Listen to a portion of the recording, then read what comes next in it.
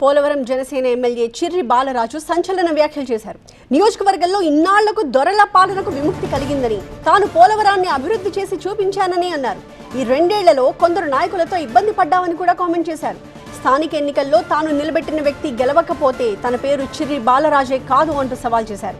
ఇవాళ నియోజకవర్గంలో కార్యకర్తలతో కలిసి భారీ ర్యాలీ తీసిన ఆయన మనల్ని ఎవడ్రా ఆపేది అంటూ కూడా హాట్ కామెంట్స్ చేశారు.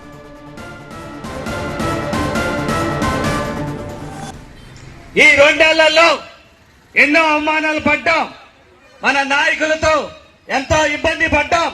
అయినప్పటికీ ఈ రోజు చెప్తున్నాం, ఈ దొరల పాలన నుంచే ఈ రోజు పోలవరం నియోజకవర్గం విముక్తి జరుగుతోంది. ఈ దొరల పాలన ఈ రోజు నుంచే బాధ్యత జనసేన పార్టీ పోలవరం నియోజకవర్గంలో సవాల్ చేస్తున్నాం.